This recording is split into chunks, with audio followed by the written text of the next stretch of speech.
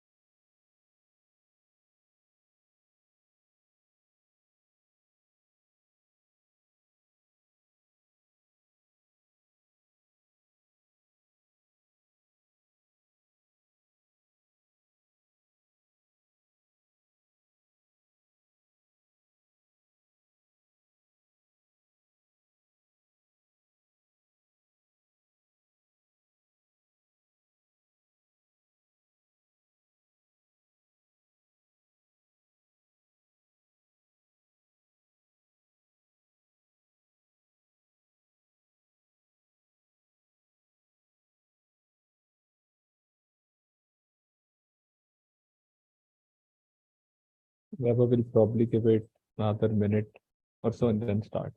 Yeah, let's give like 1 or 2 minutes and then we can start.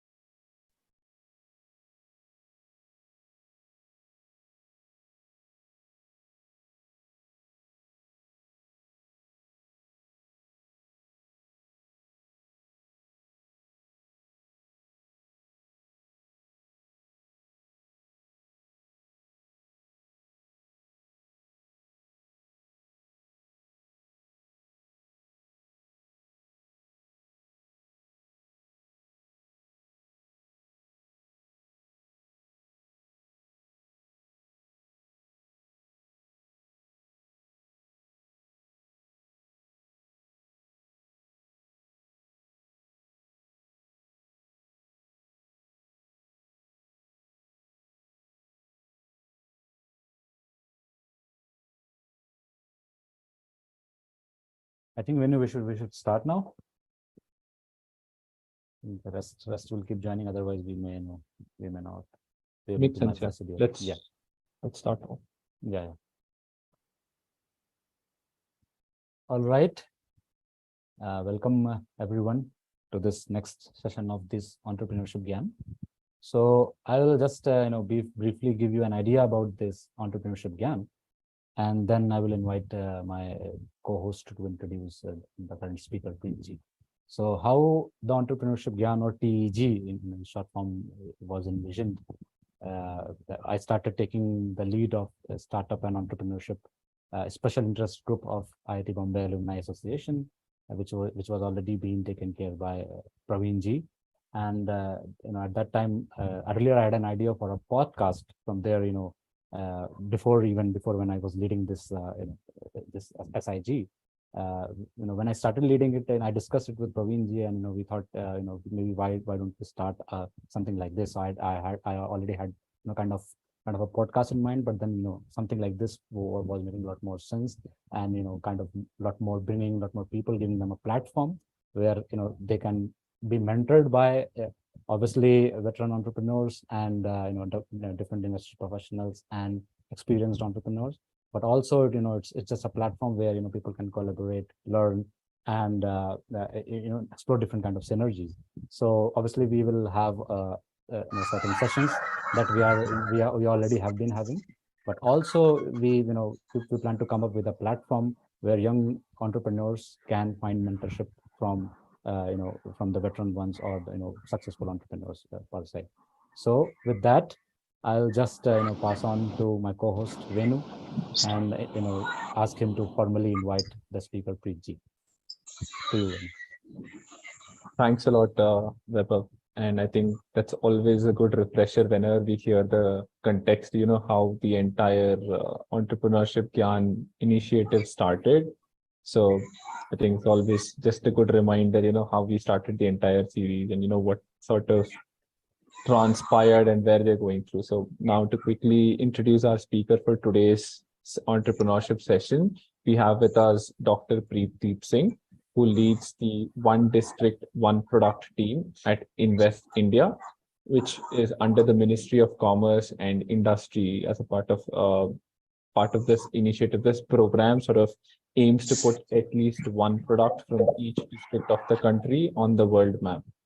And Dr. Singh here is he likes to tinker with any data, and he's sort of one of the go-to persons when you look at his research and contributions to the social science research network. You'd see him ranked in the top 10%, and he holds a plethora of degrees, I should say. Definitely, I think the most. Venu, I'll do that. No issue. Yeah.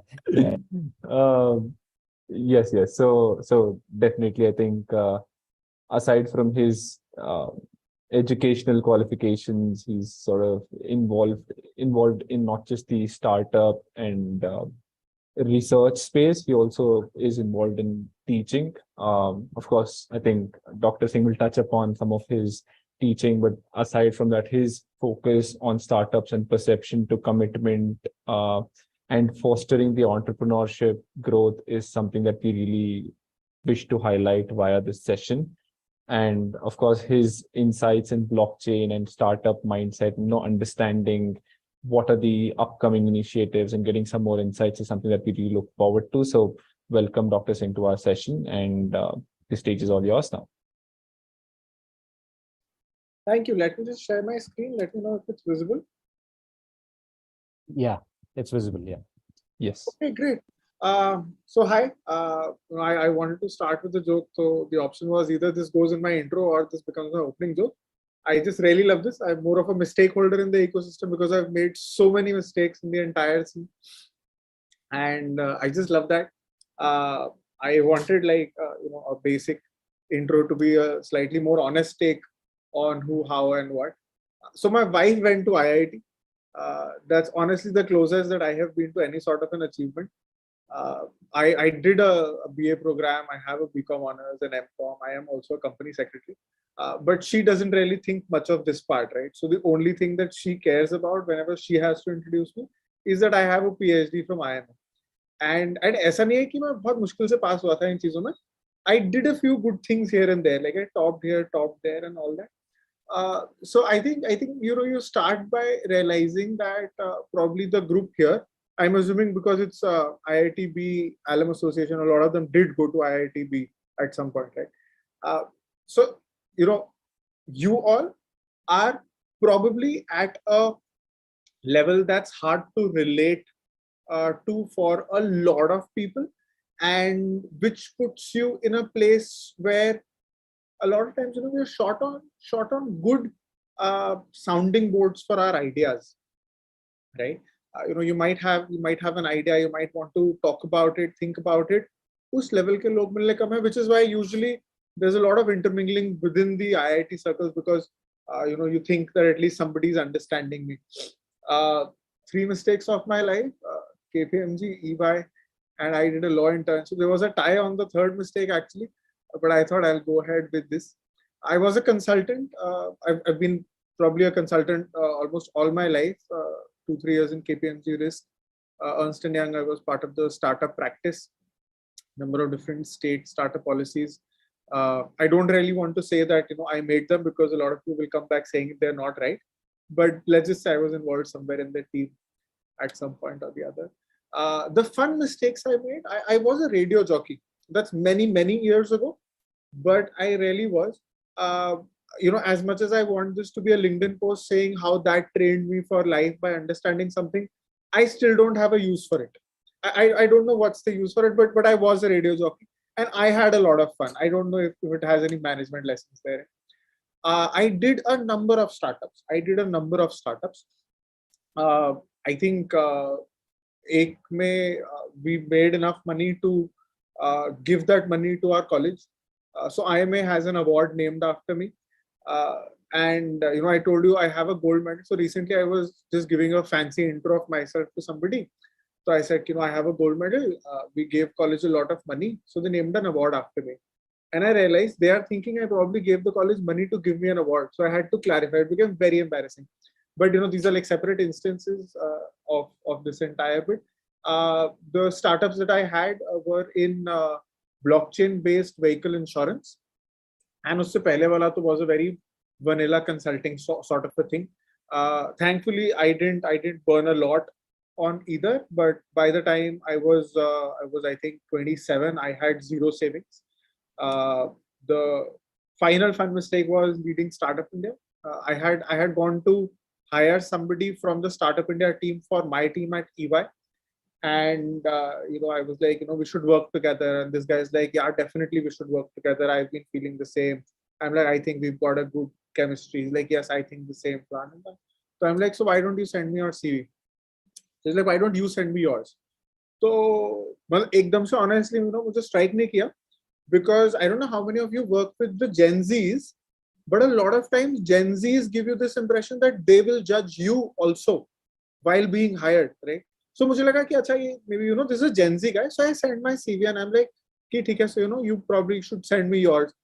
I honestly got to know a lot later that he wanted me to lead Startup India, lead his own team. That could you come over, because their lead was leaving for some reason. But a lot of fun. I think one of my biggest achievements under the Startup India initiative was the angel tax problem. This is, I think, back in 2018-19. This has come to the fore, and this is actually a very interesting problem. Angel tax problem क्या बोलता है कि मान लो वैभव ने मुझे पैसे देने हैं. Vaibhav, let's say, has to pay me for this session. वैसे he's not, but let's say Vaibhav had to pay me 1 lakh rupees for this session, right? Now, as soon as Vaibhav gives me that money, I am liable to pay 30% tax, right? Now, what if I start a company and Vaibhav invests shares in that company, and that company is basically a shell operating for me, right? So उससे क्या हुआ कि वैभव ने मुझे 1 लाख रुपए दे भी दिए, मुझे उस पे 30% का टैक्स देना नहीं पड़ा, कंपनी को भी टैक्स नहीं देना पड़ा क्योंकि वैभव ने उस पे इक्विटी ली है. So this is not an income for anybody, right? Now the tax department said कि अरे, if there is a startup of, let's say, 5 smart IITians, because you're here, I'm just using this term, 5 smart kids who have only 5 laptops and maybe 3 chairs, how can that startup be valued at, let's say, 10 crore rupees? Because the net asset value, which is basically कितने का सामान पड़ा है, 1-1 लाख के laptop होंगे. So 5 lakhs worth of laptop, 4 chairs, tables, 10 lakh का होगा. तो 1 crore का मतलब है 90 lakh. There is something not right, right? If you look at it from a tax collection point of view, this theory makes a lot of sense, right? But the problem is that these kids could be working on AI, could be working on facial recognition, could be working on something or the other. And the startup is probably valued at much more than that, right? So how do we tackle that part? So I think that was one of something that I really hold close to my heart, how that is done. There are a number of tax things in startups, 80 IACs, where a startup gets tax exemption from paying income tax on profit. Section 56 is the equity wala problem, and section 68 is where the tax department wanted to know Vaibhav ke paas 1 lakh rupe aaye kahan se. So even if Vaibhav is a bona fide investor in my startup, where is Vaibhav getting all this money from? What if Vaibhav is doing hawala? What if Vaibhav does some random thing for which government of India is not happy, right? So there were a lot of things. The 56 issue is what I consider as something that I had a lot of fun being a part of the team that was involved in facing it. What I like and I currently do, so I'm part of Invest India. I think Venu mentioned Invest India is under Ministry of Commerce and Industry. So we're an autonomous body, public, private. It's hard to understand and it doesn't matter much. Just think of me as 100% government funded, but I don't get good pay. So I'm the Chief Analytics Officer because I have a finance PhD. I just understood numbers slightly better.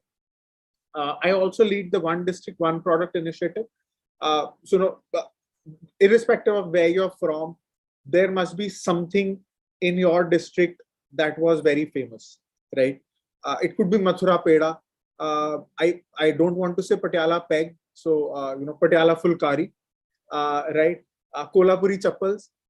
So it could be anything, and the Honorable PM has a vision that why can't we ensure that each district is known for that product and that product blossoms. So ecosystem better hota, economies of scale and all the positives that come out of it. I am part of this team. I teach AI to government folks, and it's pretty strange. So I was reading that AI is probably the first technology in many years. Usually what happens is that in the hierarchy pyramid, the people at the bottom are the first ones to use tech. For example, just imagine your office setting. Imagine right from your CEO to your associate or analyst, whatever is the entry layer, right? Who do you think used WhatsApp first? Most likely it was the analyst, right? Honestly, it's probably the manager, because the manager was getting out of college at that time. But who used WhatsApp first? It's probably the lower layer, right? Who ordered from Amazon or Infibeam as it was, or eBay first? It was probably somewhere in the lower rungs rather than the upper rungs. So AI is surprisingly this tech where the upper rungs are much more into it, are much more interested, understand it slightly better, and are using it a lot more.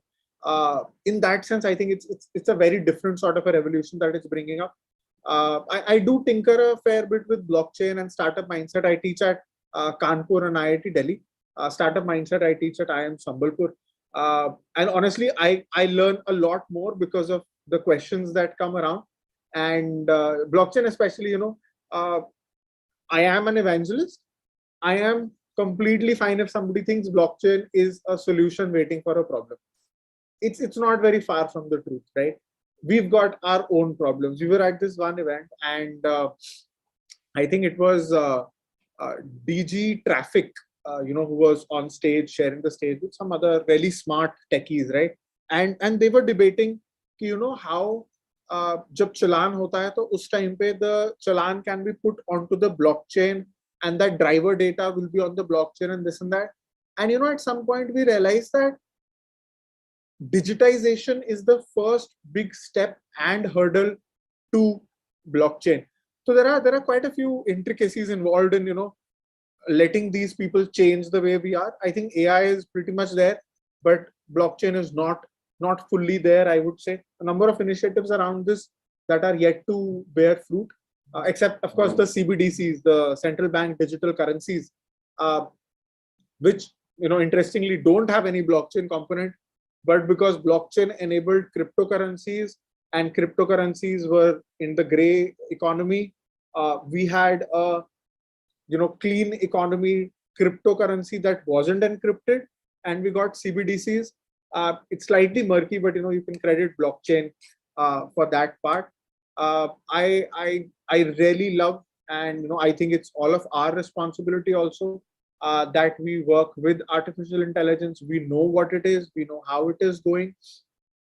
So till I think 2 weeks back, whenever I would train folks on AI, they would say, can we make a presentation using ChatGPT? So of course, you have Bing, Bard, and ChatGPT. Bing includes a very constrained version of ChatGPT 4. Bard till last month was a lame duck.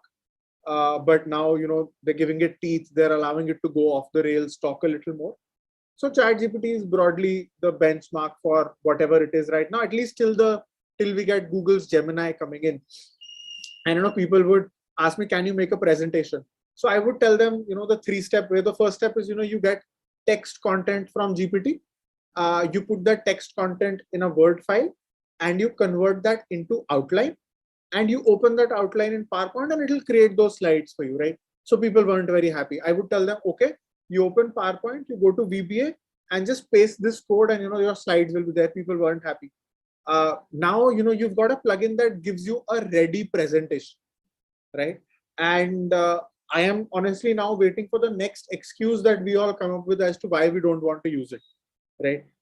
Somebody was saying the other day ki 5 years later, you would either be using AI or you would have been used by AI. I would want to be in the former. I think all of us would want to be in the former, but you need to be really tinkering. I'm sure a lot of you would have learned that engineering से ज़्यादा काम Excel आया था. तो Excel use करने में एक बड़ा simple सा उसका rule of thumb रहता है कि you can take printouts of those shortcuts. A lot of websites give you 100 Excel shortcuts that will make your life easier. Anybody on call or your distant relatives who can tell me any of those shortcuts if you recall, right? Very hard. And how do you learn Excel? You learn Excel by doing it. Till the time you don't see an entire night of effort, you are not going to learn shortcuts and collapse that into 2 hours, 3 hours, 4 hours, right? Same is the case with AI. It's very easy to get a paragraph on India's stand on sustainability, but to get a production ready, a delivery ready paragraph on India's stand on sustainability, you'd have to iterate, you'll have to apply your own mind also. And that's a fun thing. We hear of those genie stories that you ask for something and the genie gives it to you and you realize, "Arey, this is a curse," right? Artificial intelligence does not give you what you want; it gives you what you ask for, right? And since the time I've been using AI, I've realized a lot of times we are not communicating what we need, what we want. We are just throwing some words, some keywords that are related, and we are really counting on our subordinates' intelligence or benevolence or fear, whatever you want to call it, to understand what we like, how we like to consume it, and then deliver things, right? So I think the biggest challenge that I foresee with us using AI is our ability to clearly put our own needs, wants, and demands into expression, into text, into instructions, right? And a lot of times you work with AI, you realize कि यार इतने में तो मैं खुद ही कर लेता, which is not wrong, but it requires you to think. There's no substitution for thinking. Try not using it as a very smart search platform. Try using it as a decently smart intern, let's say intern or an associate or entry level employee. 23-year-old graduate is what we understand its mental level to be right now. Give it context, give it background, tell it what worked in the past, and it might be able to give you a good set of ideas and some deliverables, right? Last section, my views on the startup ecosystem. I've been in the ecosystem for about a decade now. I started working before Startup India had come in. One thing that I keep telling people, and I would love for all of you to disagree with me or question me on any of these, right? One thing that I keep saying is, if there is money to be made, money will come. A lot of people say कि इस sector में पैसा नहीं है, उस sector में investment नहीं मिलता है, हम जो कर रहे हैं VCs are not interested, people don't want to invest in this. And I give people a very simple example. I want you to give me 10 rupees and I will give you 11 rupees back tomorrow. Is there anybody in the audience who doesn't want to do it? Let's say there is enough trust and we've accounted for risk and everything, right? I'm sure everybody in the audience would want this scheme, right? Who would not want this scheme? Somebody who doesn't have 10 rupees? Or somebody who's not interested in making money, right? In the case of a VC, both these assumptions are null and void. There is no preferential reason why somebody would not put in money if there is money to be made. If money is not coming in, there is a chance that there is no money to be made there. There ain't no such thing as a free lunch. An efficient market theorist would say that you can never find a 100-rupee note on the road because it can't be there. If there is some money, somebody would have already picked it up, right? So if there is money to be made, money will come. Willing to disagree on this. Ideas can't be protected. I'm so sorry. I keep telling this to people. Ideas can't be protected. Patent, copyright, design, whatever, they can't be protected. And I'll give you two more corollaries on that. One, it doesn't matter. It doesn't matter at all. Okay, हम सबके पास घर पे, we used to have this, at least I don't know what batches you all are from, but we all had this one diary or this one set of pamphlets of local restaurants where we ordered food from, right? How big is the idea that all food delivery options can be on one place and somebody can order online? Hardly any idea. Okay, chalo, even if you think this idea is good, we all know this idea right now. How many people do you think are doing this? Right? Execution beats idea every day of the week and twice on Sunday. It's Sunday today, right? So understand that they can't be protected and they don't need to be protected. The day you get your first customer, your ideas in the market, yeah. The day you go to hire your ideas in the market, the day you start fundraising, that idea is already in the market. If your idea is so weak that anybody could have done it, तो कोई भी वैसे भी तुम्हें पैसे नहीं दे रहा है ना, then this is not the idea you should be working on, right? There has to be a reason why only you can do this idea, or only you can do this idea really well, or you are willing to put in that hard work to do really well on this idea. You can't protect or do all those things, so don't bother on that aspect at all. If you can't be bothered, nobody else will. If you haven't spent time on your decks, on your pitches, on your financials, nobody else will. If you are a founder of a tech startup and you don't understand the tech, you are bound to fail. Because even if you get some of the best resources, whenever they have to go for a Diwali leave, they're going to tell you कि actually na Google बंद है 3 दिन के लिए, and you wouldn't know what to do because you don't understand tech, right? So if there is a core aspect, and you might be the best person in business development, right? If there is a core aspect and you don't understand that core, the best you can ever be is a co-founder. You cannot found a tech startup based on your business development expertise. Customer lana is a next day job. Your core will always be product. We were speaking to Dipender Goyal from Zomato, and he said 65 to 70% of his time still goes in that stupid app. I would have thought his time goes in the social media posts because they're really cool. The app isn't as cool. But he's like, I spent 70% of my time on the app. मैंने तो मजाक में बोला भी, मैंने कहा भाई तू कुछ और कर ले, क्या पता ऐप सुधर जाए. But genuinely, I think that sums it up for you. It's now a listed company. The founder spends as much time on that one core tech product. You need to go head first, deep dive. जितने भी इसमें लगाने हैं euphemisms लगा लो, but you need to go. There is no other way to do this. I say this a lot of times. Contracts are for bad times. In good times, they don't matter. Co-founders will always say, "अरे ये तो मेरा दोस्त है, ये तो मेरा भाई है, अरे हम साथ में कर रहे हैं." In your case, अरे ये तो मेरा विंगी था, ये तो मेरा रूमी था, इसके साथ तो मुझे भरोसा है, ये है वो है.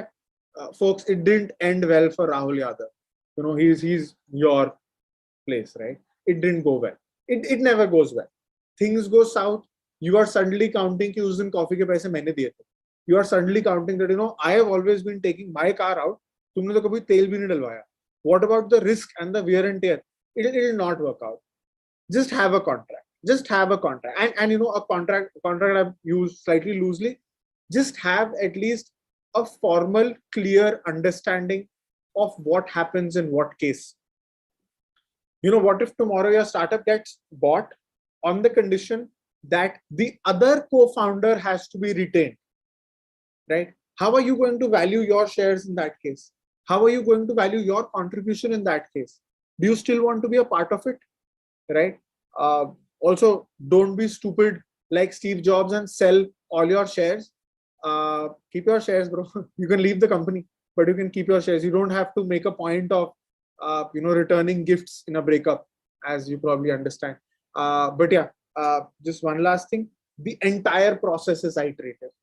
The entire process of market study, fundraising, product market fit, customer delight, after sales is iterative.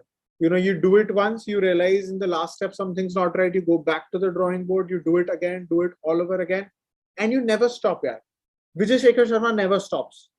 Vijay Shekhar Sharma was standing in front of me in line at Davos, World Economic Forum, right? And I don't know why, maybe he is also middle class, I am also middle class. We were having it from the cheapest place in Switzerland, right? It was a food truck, a Greek food truck. वो खाना उसको भी नहीं समझ आता था, मेरे को भी नहीं समझ आता था. He's standing in front of me, he orders whatever he ordered, I don't remember as much. He turned out and he says, India hota to Paytm kar dete. And I'm like, bro, do you always keep thinking of this? Like, तुम्हारे दिमाग में भी पैसे आते हैं तो ting ting ting चलता है क्या कि Paytm receive? He's probably like that, and it keeps on going like that.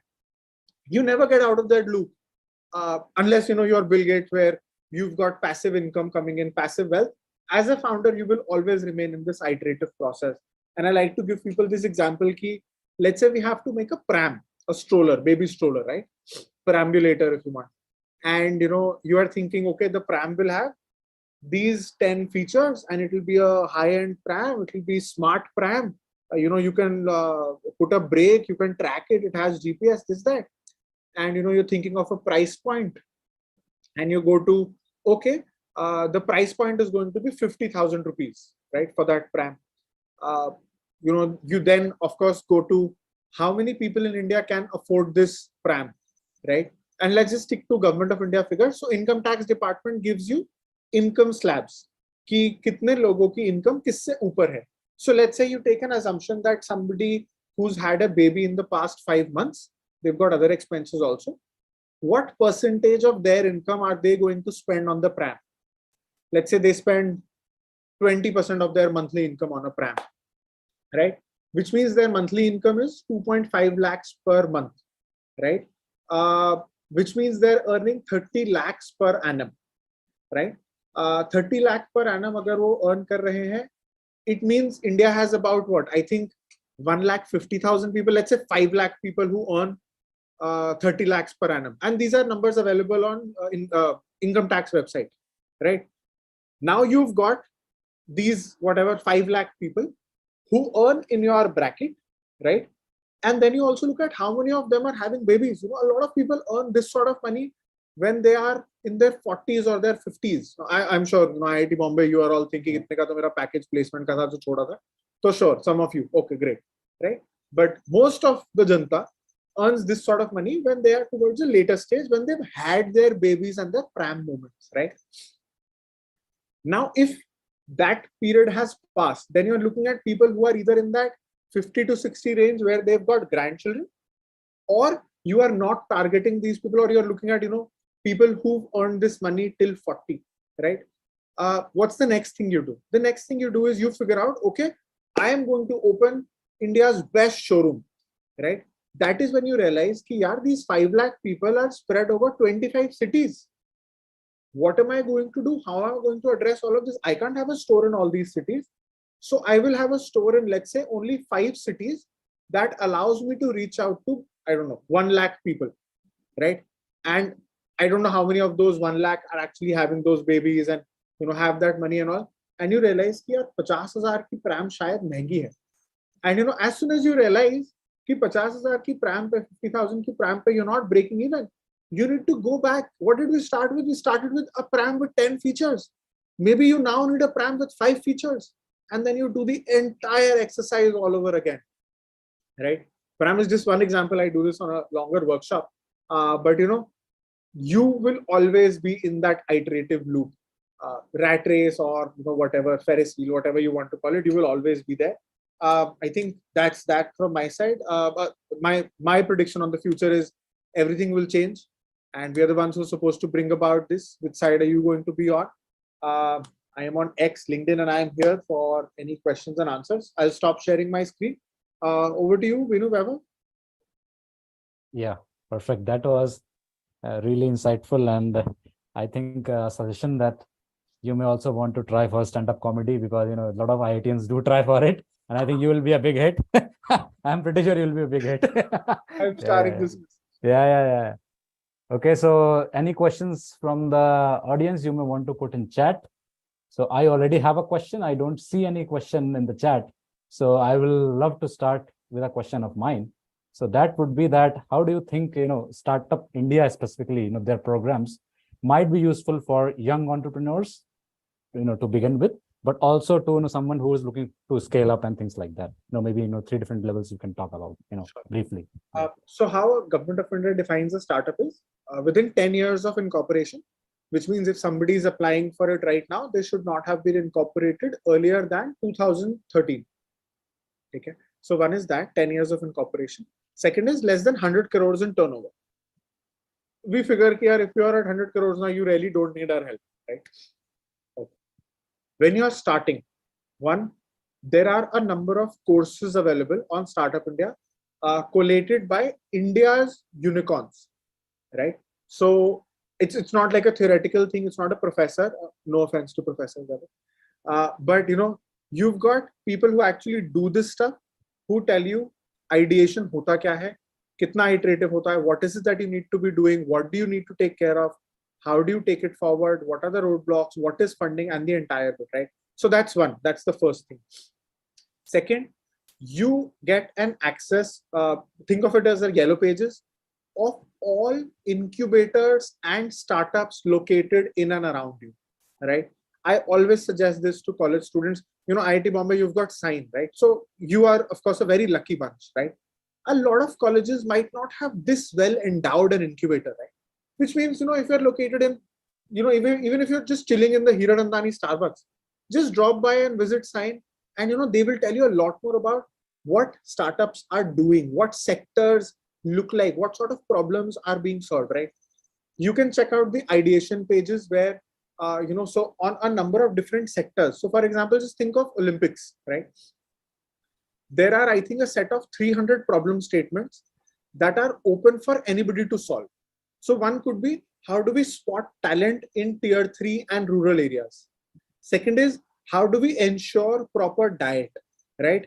Third is, how do we ensure that our mothers to be, women who are yet to deliver their babies, get enough nutrition that their children stand a chance to become future Olympians, right? So as a there are sort of like more than 300 problem statements, right? Once you've done that, you can apply for the Startup India Seed Fund scheme. I think they give you a grant of up to 50 lakh rupees and debt for 20 lakh. Ulta bhi ho sakta hai, one of these numbers, I'm sorry. But you get this money, right? Based on just your idea and that incubator willing to say, I am willing to take a punt on this.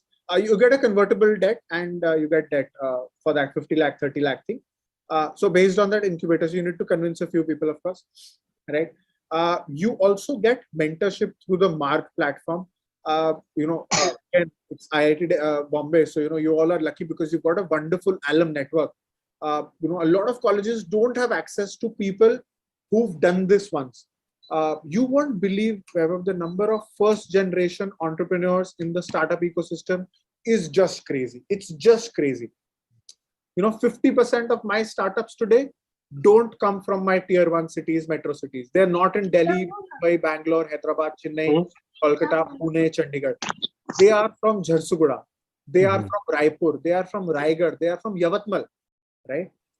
So I just love to share this one story, with people. A lot of you would have, traded chalo chodo kya hi bolna, would be aware of Ethereum, right? So Ethereum went from a proof of work to a proof of stake algorithm. So proof of work mein kya rehta tha? There used to be expense of a lot of computer energy, which is electricity, and it moved to a proof of stake, which is, if we all have some stake, we are willing to bet that stake on this transaction. Technical difference, basically energy usage for each transaction to be verified went down by 99%. Okay. Anybody in the audience, anybody, and you can play this question with a lot of your friends also. Where do you think was the highest impact in India, right? And first answer, without thinking, hip shooters will say Bangalore. Yeah, Namma Bangalore, Bangalore would have the highest impact. Fair. Let me not disregard and throw that answer and insult you right away. let me give you some time to feel insulted. Second option, third option, fifth option, you give people 20 options, right? You know the biggest impact, like where there was a massive closure of companies, Kondanandgaon. How many Okay. people even know on this spot Kondanandgaon hai kahan? Kondanandgaon is Chhattisgarh. Okay. Right? And why Kondanandgaon? So Chhattisgarh is a power surplus state with very low prices of electricity. So proof of work, Ethereum verification ke warehouses, Kondanandgaon mein aasan the. And because they had engineering colleges, those kids were really tinkering around with this stuff. They had created companies to verify these transactions. They were mining, right? Different sort of mining in Chhattisgarh, right? And it probably wouldn't come. 45% of my startups today have a woman entrepreneur on the board, like which means either a co-founder or a director. 45%, right? Now, a lot of these people honestly need role models, need resources, need mentorship, need funding. I've taken care of funding. Role model, so I'm guessing you all would be the best people for that. Mentorship, I've taken care of. Let me tell you one more thing. You register your startup on the Startup India platform. It's a government certification, takes less than a day. It's a self-certification form. And you get access to Amazon cloud credits for free, call center credits for free, Vakil search, X number of credits for free, consulting credits for free. You get, I think, Digital Ocean karke hai. They give some cloud space, cloud storage space for free. There are a lot of free resources that they will give for free. You can also send a connect request to a network that is, I think, over 5 lakh strong. So that's about 1,15,000 startups. 1 lakh are active, 15,000 who are probably out of the startup game now. 1,000 incubators, many evangelists, mentors. It's a 5 lakh strong network. Drop them a line. You'd be amazed at what all you can get from the ecosystem free of cost. You'll be amazed at that, right? Regulatory changes, lots of regulatory changes that keep coming out, environmental law relaxations, labor law relaxations, no inspections in green as well as yellow category businesses. So see, if you're making explosives, you will still be subject to inspections, right? But if you're making software, none of that for you, none of that at all. If you're producing something that is not a heavy pollutant, no inspections for you. Nothing of that sort. They are willing to take a self-certification, right? So a very strong trust-based regime on that front, right? What else am I forgetting? Yaad aayega to main bata dun, but lots of benefits across the board for startups. Yeah. And the same is for scaling as well, or this is just for the seed funds and just the starting up of your of a startup? Or yeah, scaling as well. Scaling as well. Yes. The support is for scaling as well. Okay. Yeah. So we do a fair bit of active matchmaking with funds that might be willing to look at you. There are some funds that are listed, and regular events where you can actually pitching workshops also on that front. So that also happens. You can get in touch with mentors for specific scaling up. The 1 to 10, 1 to 100 sort of a thing. You can get in touch with mentors specifically for that phase also. A lot of international exposure. So startups who've done some bit in the Indian market and think that their product is also suited for, let's say, US or Finland or France or Singapore. Singapore FinTech Fest, Business Finland, Invest New Zealand. A lot of these bridges are there where if you're looking to establish a team somewhere outside of India also, we'll help you with a soft landing platform there. So this is quite interesting, particularly for someone like me who is kind of interested in cross-border incubation. So a lot of people come to me and said, okay, I will love, and I have a product which is working well in Asia, but can we move to Latin America, because that has been my working region, and can we do that cross-border incubation? So what I understand that there might be people in Startup India, mentors who would help startups to bring that connection very easily. That is what you are getting, right? Yeah. So let's say if there is a Finnish startup, French startup who wants to come to India, we've got a startup bridge signed with them, which means they come in, we tell them, okay, there are these 5, 7, 10 incubators where you can take 6 months of incubation free of cost. There is a co-working space, which is basically sitting space with internet and all free of cost for, let's say, the first X number of months. And the same they do for our startups there. Soft landing. What are the 5 regulations you need to take care of? 10 CA हैं, professional service providers हैं, ऐसे rates पे मिल जाएगा, subsidized मिल जाएगा, government scheme है. That soft landing, it's a mutual thing. It's a very strong sort of a thing that we're very proud of on that. Okay, great. Because there are a couple of people from outside as well, particularly my friends from Latin America who are also attending. So when you were speaking in Hindi, they were asking me, which language is this? So I had to text them that this is Hindi. So don't worry, because that has been my working region. So at times a couple of my colleagues attend from there as well. Okay, that was very interesting to know, Preet. So Venu, would you like to take the next question from the audience, maybe? Yeah, I think we have a lot of questions here anyway. So we'll start off with one of the questions which asks us about the success of the initiative and future directions on one district, one product. So any insights you can share, what's coming up, because it was very interesting to listen to some of these bits, how we're really shaping at the ground root level, but I'm sure people want to know what's coming up now. Sure. So there are 3-4 things in this. So you think of let's say an artisan, right? And you're thinking, okay, Jamnagar Bandhani. It's a sort of tie and dye cloth, right? That they do, right? The first few thoughts that we all would have would be cut out the middleman, put them on e-commerce. They can sell to India. They can sell to the world, right? And give them online payments, right? We learned one. For an artisan, a return is not a matter of money. So let's say, somebody makes Khurja black pottery and, they send that black pottery to you and you return it for whatever reason. We return stuff from Amazon all the time. For an artisan, it is a matter of pride that somebody returned their product. It's not the money. It's not the reverse logistics of 100 rupees that they have to pay. They're like, how dare somebody return it? What's wrong with it?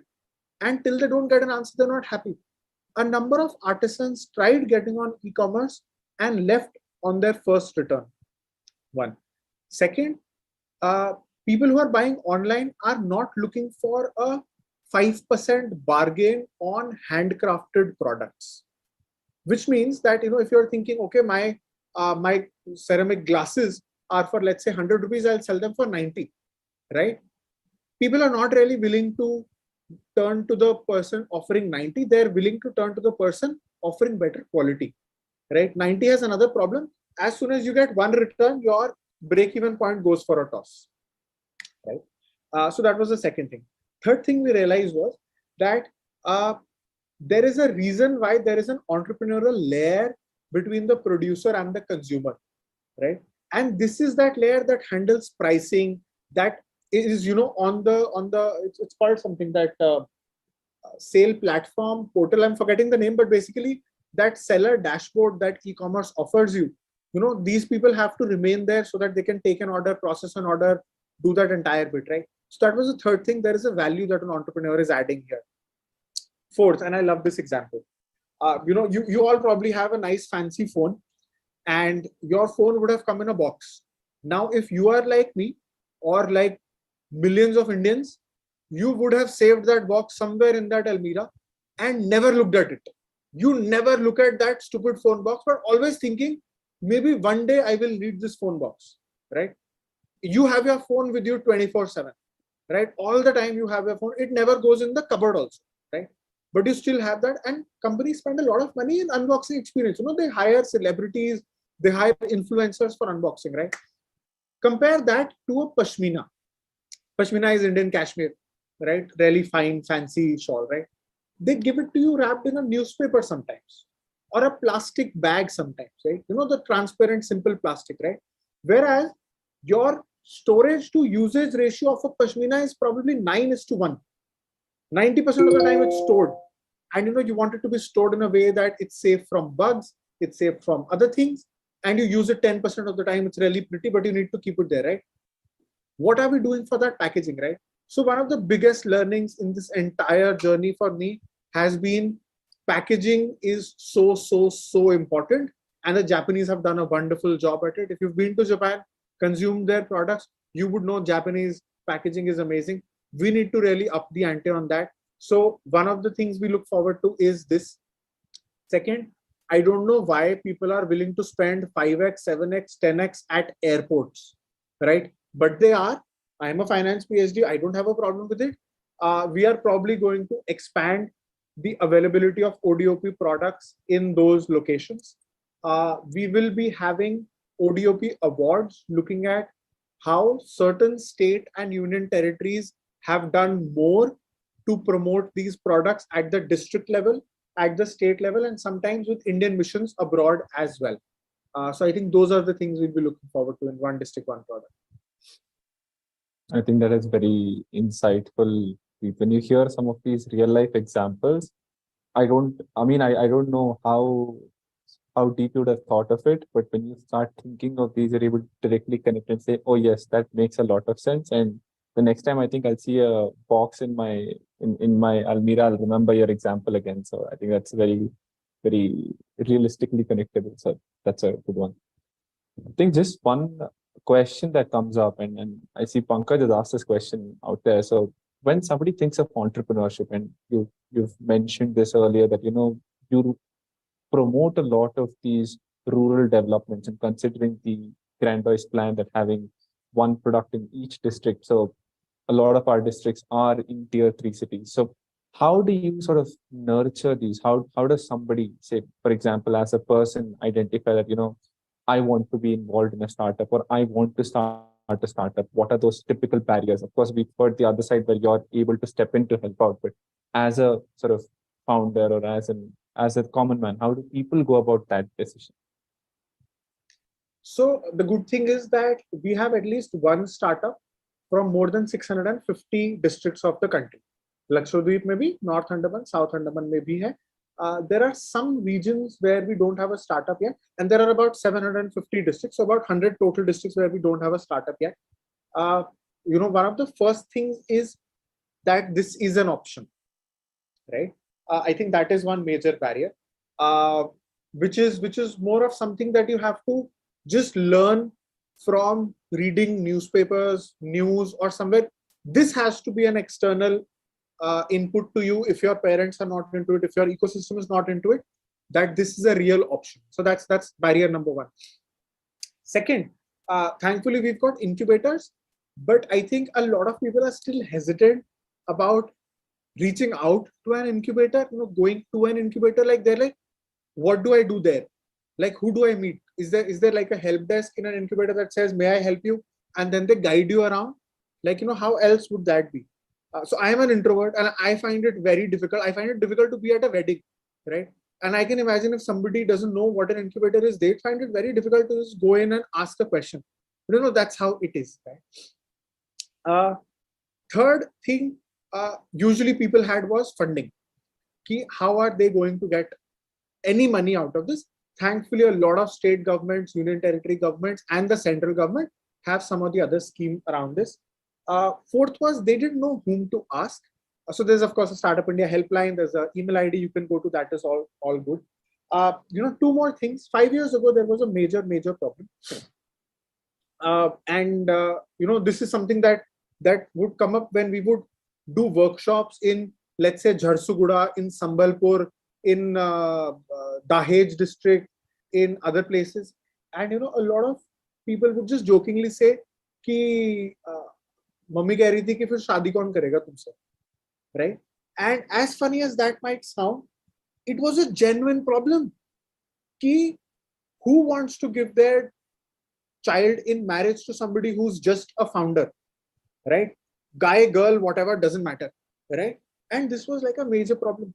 So I think one of our biggest achievements as Startup India has been the mindset change, where people are willing to accept that this is a valid career path, that this is like legit. It's not that you're just whiling away time doing nothing and saying startup kar rahe hain, founder hai, abhi soche nahi hai, sochenge. So that I think has been a major mindset shift that has come about in how people had barriers and now they move on. I think a tinkering mindset, because a number of people who were in college did not go through Akhil tinkering labs when they were in school. Now, of course, we've had that, but we've got like about 5 to 7 years worth of students who probably did not get enough tinkering, and they probably will find it a little hard to innovate in manufacturing, because that requires you to actually break things open and not be able to put them together, So that's how you innovate and say isko jod do aise karke, right?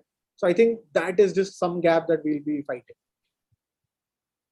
And I think just when you mention this idea, when you start thinking of it, right, shaping things at the grassroots level, how do you sort of, what is your view on taking this to, formal schools and education systems? Like, we study about science, right? We study about, say, commerce, we study about biology, and all of these are subjects, history. But say entrepreneurship as a subject is something that we face only in colleges, and that too there's a certain category of colleges. For example, like you teach in IIT Delhi and I am Sambalpur. Those are those tier 1 or tier 2 top colleges where you're getting the exposure. But what about common sort of students or somebody who's studying, say, from some of these villages and sort of is not directly impacted by those programs there? Like, what about them? What about imbibing these as kids? What's your view on that? Is that something that we should do, or you see that already happening? Venu to engineer hai na? Yes. So 11th, 12th, commerce actually gives you an option for taking up entrepreneurship. Not like taking up entrepreneurship, studying entrepreneurship. So ये थोड़ा time से चल रहा है, but science के लिए नहीं है. And science does equip you to tinker. Commerce doesn't equip you to tinker. I am a hardcore commerce. Trust me, my whole life I have never asked why.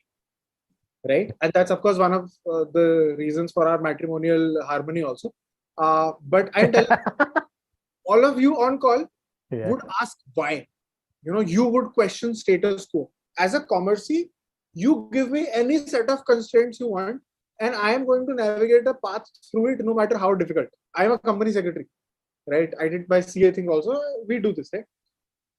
So the gap that comes in is I, who will never question, am exposed to the idea, concept, and opportunity in entrepreneurship. You, who would question, tinker, are not exposed, right? So it becomes very hard to bridge this gap together. One of the most successful experiments that I know of has been that in Gujarat University. So they came up with a BTech with minor in entrepreneurship. And what they did was, instead of creating like a straight jacket, 3 credit, whatever, they said you have to complete 100 points, right? And how do you complete 100 points? You have a menu of 1000 points. So you can do 30 points worth of internship in an incubator. You can start a startup worth 50 points. You can do a course worth 10 points. There are 7 such courses. You can, help out at a local fab lab worth 50 points, right? So they've created that. I think that has been wonderful. That has been one experiment that I just love. AICTE and the National Innovation Ranking Framework, they've been trying to push this a lot more now, because NIRF has component for, do you have an incubator? Do you have a professor dedicated to entrepreneurship? Do you have curriculum mandatorily including entrepreneurship? Are there activities around that? And I think in the next 3 to 5 years, we should start seeing some prominent founders, who would have come through this system. It takes about 5 years for education and the news to be bridged, unless it's a paper leak mamla. So I think there would be a 5-year gap in this entire thing. But I'm definitely hopeful that in the next 3 to 4 years, we will see people who've come from this system, and we'd be able to appreciate it a lot more. No, good that Preet, you mentioned it. In fact, for the inaugural session, I invited Mr. Ramanan Ramanathan, who was the first director of Atal Innovation Mission, and he started talking about tinkering labs, how this idea came up, how it was set up, and what changes we are seeing. But he did mention that opening a startup, for example, now is very easy as compared to it used to be like 3-4 years back. So I would like to know from you as well. For example, I'm a layperson. Let's say I'm from a village in Uttar Pradesh and I want to open a startup. I write an email to, obviously I will just write an email to Startup India or Invest India or someone. And what would be the process after that? How would I get support from there as well? So maybe Sure. you can tell a bit on that. Yeah. Sure. So I think the first thing we tell you is, do you know what you want to solve? So that's the first thing that we tell you. Assuming that you know that you're wearing these specs, that there are specs that will give you, let's say, scratch resistance at a much lower price. Let's say that is your value proposition. What do you do? One, we put you in touch with the local state authority, state startup cell. So UP has a startup policy where they give you, I think, a 10 lakh type ka grant starting up mein. If they think you're not ready, they will give you a 25K per month ka stipend. If you are in college or, just in that age group, they will give you a stipend just to figure things out. They will put you in touch with a local incubator who will tell you a lot more about this. You will get some pro bono professional compliance services. So a CS, CSW or a lawyer will be willing to at least incorporate or give you some pro bono support, free of cost, just to help you out with that bit. I think apart from that, it will more be on the benefits available to everybody at Startup India, and then that comes in.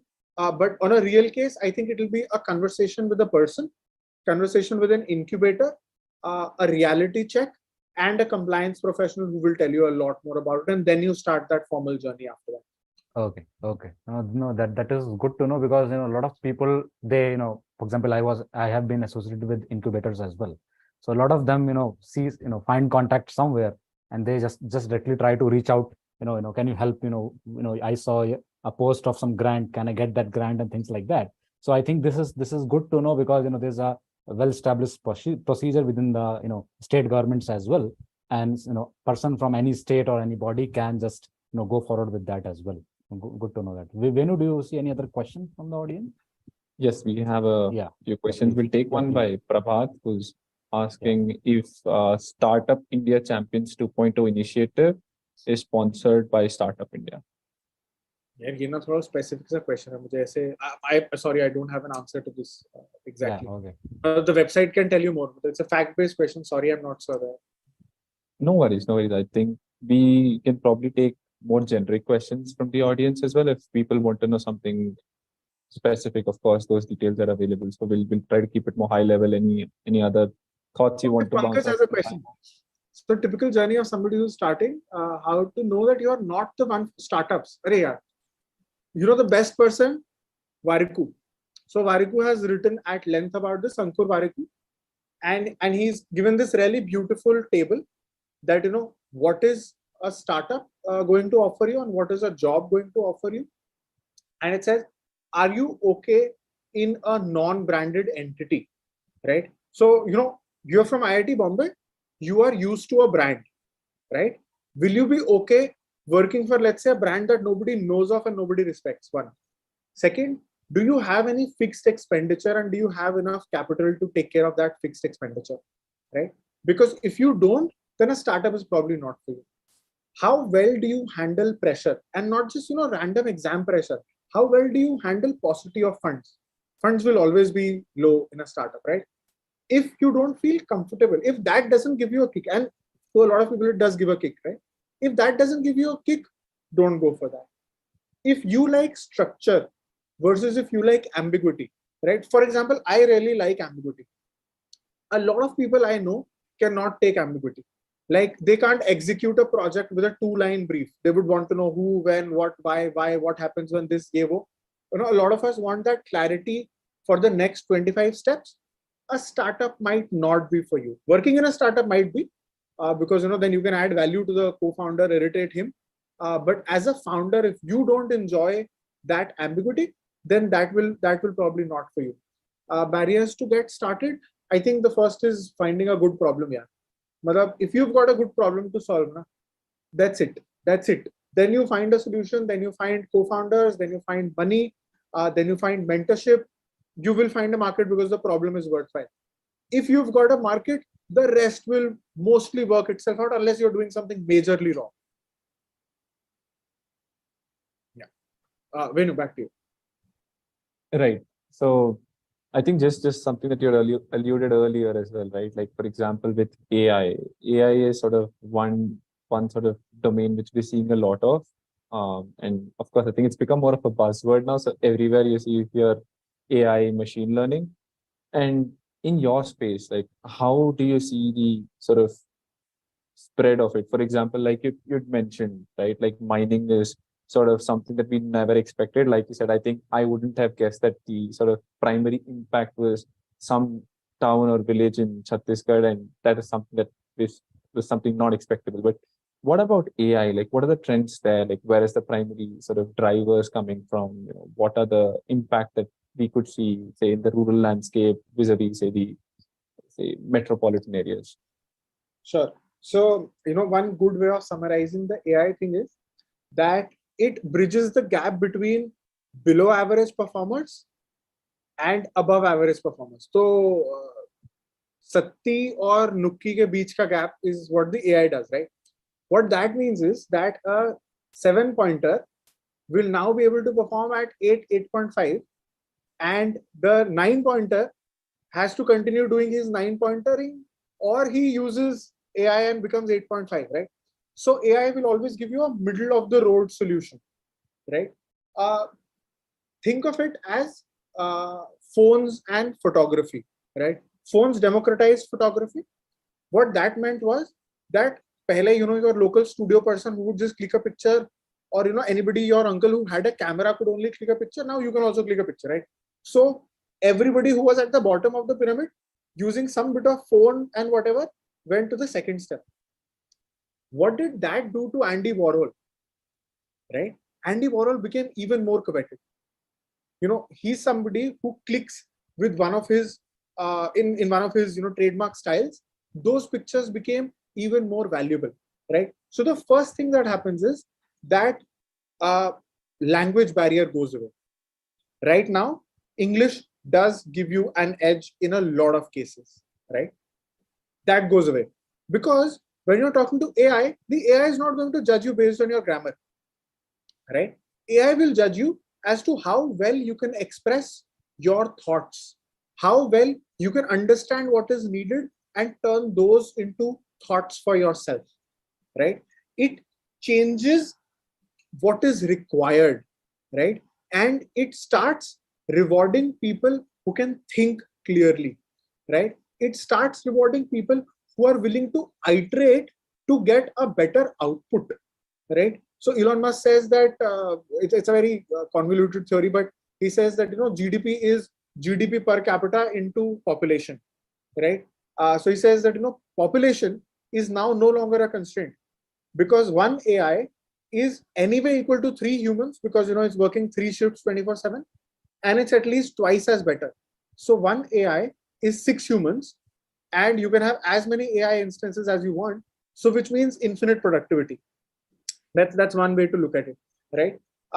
Access to mentorship, access to information, access to critiquing, access to review, that was limited to people in better, well-endowed places, will now be democratized to everybody, right? Somebody in Andaman could actually get, so you can throw a paragraph on, I don't know, quantum, and say that review this paragraph as an IIT Bombay professor with 20 years of work experience and a bad sense of humor, which is IIT Bombay professor, right?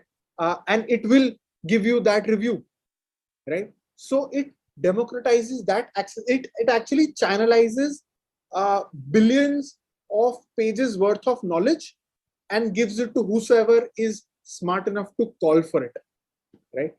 That said, I think we are still lagging behind in skilling. India is the world's best in terms of AI skills, but I don't think we are ready to really leverage it at that level. I would really urge all of you to encourage people to use it. Use Bing, use GPT, use Bard. They're free of cost, and you will actually have a lot more fun learning with them. Yeah, I think that is a good takeaway from all of you who are seeing it live on YouTube, but also who are present in the chat. So that would be a good take from a semi-government official from the government of India guy. So that would be interesting. By the way, I had one more question. In fact, you mentioned a figure of the in your working this startup India, you found that 45% of the startups are led by women. That is what you were mentioning, I think. That They have was a female director. It could be a female director, right?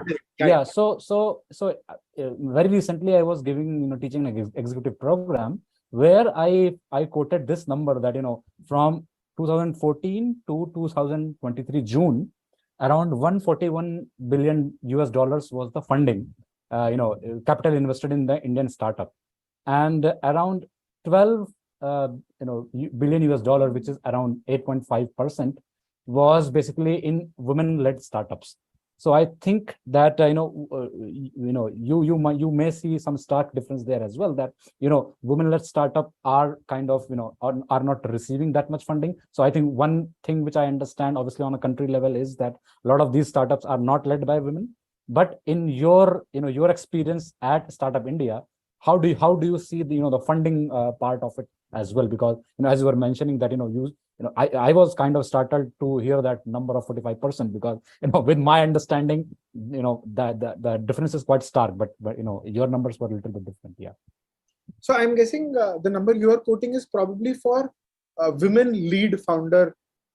Yes. Yeah. So the number I'm from quoting 14 to 23 for all the startups in India. I'm not talking about only not talking about in Startup India or sure.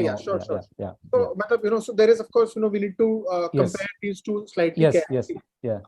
But sad as it is, it's a global reality of the bias against some genders that the VC industry faces. Okay. And it's just crazy, if you just look at the research on this.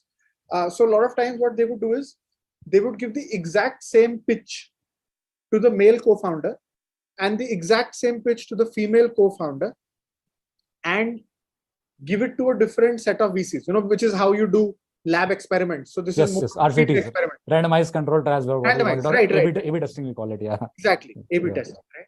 Yeah. And it was so disheartening, Vaibhav. So disheartening. Same pitch, and what the VCs said.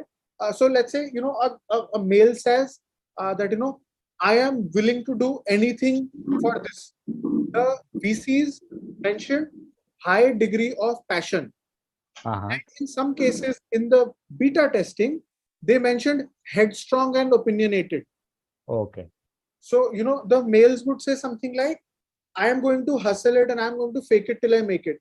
In the other one, they would write something as silly as, too much of a feminist, or not willing to take a hint, or, something like that. Exact same content. So I think there is a very strong global bias. It really pains me on this, and we need to start doing things in a more gender neutral way. So I have this one example before I take more time. I think it was the Vienna Philharmonica. Philharmonica is that big band that a conductor conducts, right? And they had, I think, one female participant till whatever year X, right? They made a change that starting year X, you will not be able to see the person. So they will be behind a curtain, and they would be careful enough to say that, women wear heels. So the floor has to be carpeted. You can't make any sound, anything at all. So the people who were shortlisting could only hear the music coming from behind the screen and not see the faces. 40% plus of the band became women. Okay. Right? A global bias does exist. As much as I hate it, it does exist. Yeah. And I'm willing to hear any suggestions. All of you are much smarter than I am. If you've got a suggestion on this, I would love to do whatever possible in my capability to bridge this one gap. Totally willing. Good to hear about it. Yeah. Very valid about point India. Because when you think of it, right, and this has been something that somehow I can definitely, and I'm sure a lot of the audience also relates to this sort of a gender bias. Different sort of gender roles exist which should not be sort of, say, bifurcated based on it. For example, right, like of course some sort of roles such as a brick mason, and we see all of these on YouTube and other discussions as well, are favoring people who are, say, stronger. But as such, as time passes, you see that this should dilute down. Sadly, I'd say the rate at which it is diluting is definitely very slow. And again, this goes back to sort of where I fundamentally believe, right? Like I believe that change has to come in from the ground level, and primary education is the source of everything. And what if, and this is my suggestion, right? Like what if we start having those discussions with children, at the age of 4 or 5, and we just start entering kindergarten, treating them equally, at the same time being sensitized to the fact that some aspects people can be different, so that ensures people are inclusive. At the same time, they do not have that separatist sort of mindset when they look at different genders. Yeah, equality of opportunity and equality of outcome. So as long as equality of opportunity genuinely equal hai opportunity wala, I think that's a wonderful win. Should we take a few questions in the chat? Yes. Yeah, there is someone who is asking that in the previous series.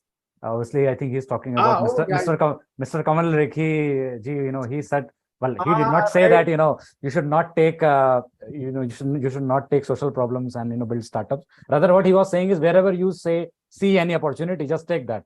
Don't worry that you don't kind of make channels in your mind that I will only do climate startups, or I will only do sustainability startups. I will not do AI. I will not do this and that. But yeah, his question is that do you feel that some AI applications fall in this sustainability or social problems category and things like that? That is what he's asking. Yeah. I didn't get it. So I agree with the part that Kaval said that social problems should not be solved. So Kaval can say this. He's a lot of fun. Yeah. So no, but he's asking that AI applications can help with this kind of startups. For example, solving social problems and things like that. Yeah. Totally. Yeah. See, when you're solving a social problem, you need to know the difference between your customer and your consumer, right? If you are going to, let's say, educate laborers, right? Please don't expect them to pay. वो पैसे दे सकते तो वो बेचारा laborer थोड़ी होते, है ना? If they could have paid, they wouldn't be doing that manual labor, right? So you need to work out a business model to solve this entire bit, right? So I think what Kamal might have meant, and it's very hard to second guess him, is that don't think of a commercial gain if you want to do only social good, right? I think what he meant was if you're doing social good, make sure you've got a commercial gain angle to it built in from the start. Don't try to think that you will take grants and then solve problems, because that is called an NGO, right? That's a very separate ballgame. We know that a little less. Can we use AI to solve some of those? Hi, yeah, we could, but you can use AI to solve a lot of things. Your take on the above? I told you above. I think I've answered that, because you need to be very clear. If you're just going to do social good, please don't expect to be a millionaire out of it, unless don't expect to be a millionaire out of it. Yeah. Mm-hmm. I think the next question is from the one question is from Vivek. You may want to take, for example, grants available is something you can Google online. But I'll still tell you. Please. So Startup India Seed Fund Scheme, that's got a grant, that's got a debt and a convertible equity. At least 3C2 hoga isme se. Your state startup policy will have a grant, a stipend. Your state industrial policy will have a market access initiative, which means a trip abroad. मतलब घूमने वाला नहीं, ऐसे events वाला, जैसे you've got a startup meet, जैसे ये होता है यार, slush. You've got slush. You've got India Israel business meet and all those things. So you get that access. Free resources available. So you've got these three. Maybe depending upon your sector, that ministry might also have specific schemes. You get a list of all startup related schemes on startupindia.gov.in. Vivek ka question le leka? Yeah, please. Yeah. So how can we validate our ideas quickly based on demand, prospective market, or novelty? Yeah, so for me, a lot of times prospective market has been desk research, right? Figure out ki kitne log can pay for it. The example that I gave you for the pram, just figure out how many people in India can pay for it. And please don't get into ki nahi, 3 logon ne return nahi bhari, unke paas paise hain. All that is just fine. Yeah, some of these are probably also dead, right? But get that number clarity first. Theoretical clarity se pehle le lo ki this is the extent of my market. These are the cities where these people are. Now go on. Okay. Novelty. Yeah, novelty is a double-edged sword. If nobody has done this, is there even a market for this? Right? You are probably not the first person to think that midnight sutta delivery should be a startup. Sutta is a cigarette, right? Hostels mein hum raat ko daru pahunchayenge, liquor delivery. Everybody after being drunk has thought of this idea that, why don't the 4 of us start a 1-hour liquor delivery service, only beer, right? Everybody's thought of this and it hasn't come up. You don't see any competition in this. There is a reason for it, right? So novelty is difficult to answer. In terms of demand, So in fact, I was reading this thing by, I think, Professor Ethan Mollick, Wharton Cake professor. Hai. Great professor. So Yeah. he said, you can tell ChatGPT has access to billions of pages on the internet. It has personas. You can tell ChatGPT that please strictly act as a mother of a 3-month-old child and now answer my questions, where you can check, will you be willing to pay for this? Will you be willing to pay for that? You can further say that, you are an Indian mother currently based out of Chennai, of a 3-month-old child. And will you be willing? How do you buy? Your things that, because I'm an introvert, I always wanted, can I do it on text rather than on call? ChatGPT gives you that option, right? And it's free of cost. So you can actually do that interview phase to figure out gaping loopholes that you would not have understood earlier on that. So AI, theoretical databases, World Bank gives you data, Rajya Sabha gives you data, income tax gives you data, amazing databases that you should definitely be using. Okay, good option ki, AI can moderate the voice and maybe change our faces so that it comes there. My name might be a giveaway though, but okay. How can somebody who's starting in India focused VC fund differentiate themselves? Couple of points. Focus on tier 2, tier 3 cities. Focus founders who are genuinely looking for role models and mentor. Yeah, so you all understand this slightly better than I do, signal and noise. In the second point about finding the right founders, the signal and noise problem is very difficult. It's easy to mimic this signal that, no, we are looking for role models, because even when VCs get those LinkedIn requests, some of them, of course, are pretty dumb, where they say, this is my startup, please give me funding. A lot of them will say, I want to be connected and understand from you where things are going. Everybody's asking for money, right? So the signal noise ratio is a little off for the second one. Focus on tier 2, tier 3 cities. Okay, let me figure out the question again. It says, how does a VC fund differentiate themselves? Okay, let me just clarify. So you're saying a VC fund would want to differentiate themselves because they want the best startups to come to them, right? But there's no other reason for a VC to differentiate themselves other than maybe at the time of fundraising, right? If you look at, there's this thing called Pareto constraints. I'll just mention this here also. PARETO, जो Pareto optimality 80-20 हम करते रहते हैं. There is a thing called Pareto constraints.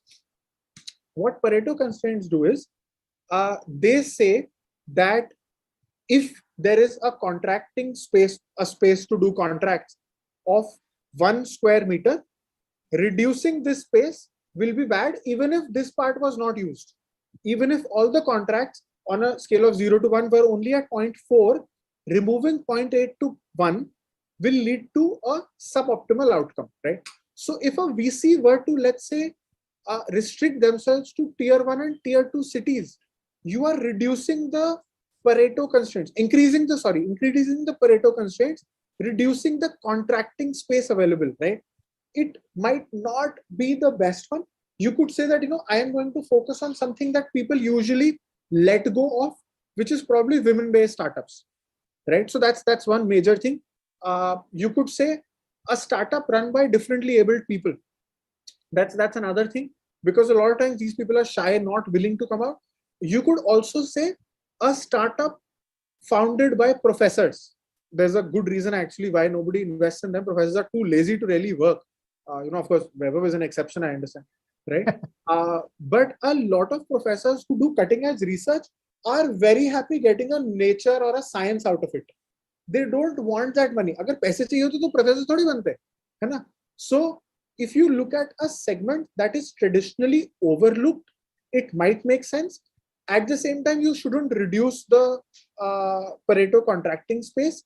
Tier 2, tier 3 cities, there are a number of startups.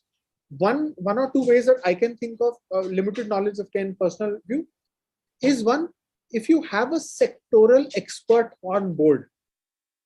Very few VCs actually have an established ex-entrepreneur taking a call.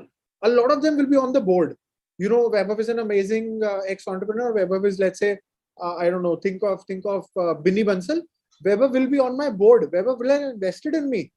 But I am the one who's taking all the fund calls, right? So Vaibhav is available for, let's say, 2-3 hours a month of consulting.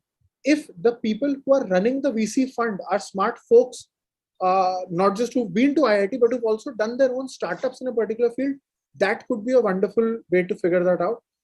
If you figure out a mechanism to ensure that all existing government schemes are leveraged, MSME का registration है, startup का registration है, जो grants मिल रहे हैं वो है, all competitions are taken care of, all free international opportunities are taken care of, all corporate challenges and mentorship are taken care of, I think that VC will have a much higher strike rate because a lot of people don't use these things.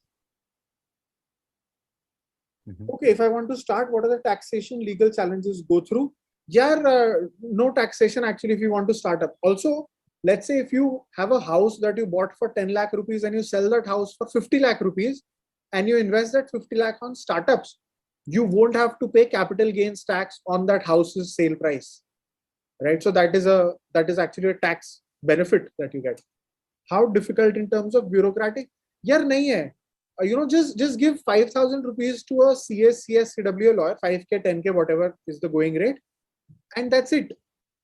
I am a company secretary. When I started up, I hired somebody because I was clear that I cannot get into this part. My suggestion to you will be, just like running a call center is not your forte. Sorry, I forgot the name. Piyush, just like Piyush, you wouldn't be running a call center. You might sit around occasionally listening to calls. Please don't try to do the entire incorporation yourself by saving that 5K. Focus on the product. Deepu focuses on the product. Vijay focuses on the product and outsources this compliance to somebody who knows this well. है ना? तो वो नहीं करेंगे. All right. So I think we are almost there. The time is, it's like we have just 2 minutes. So maybe Venu, you would like to say, final statements. Sure, thanks, Vaibhav. And this has definitely been one of the most entertaining learning experiences, I should say.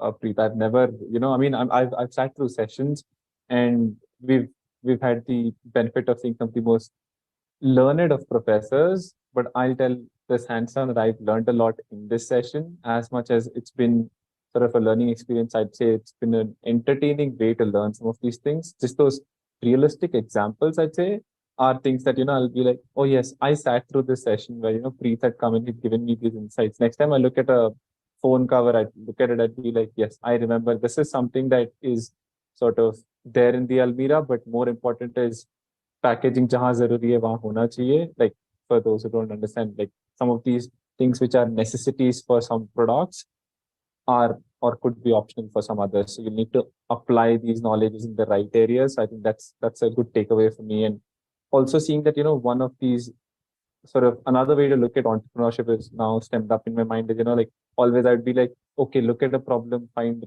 the thing that people would pay for to solve. And I think that's it. But now I see that, if I find just a solution, I can then find problems to it as well. That reverse engineering as well can be a mindset to think of areas where an idea can work. So I think this some of these insights, and definitely I think if I have the chance to attend any of these sessions in person, I would love for that. I'm sure the audience as well would really look forward to meeting you in person.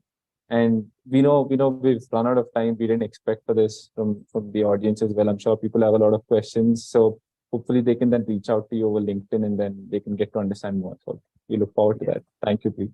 Yeah. All right. Thanks a pleasure. lot.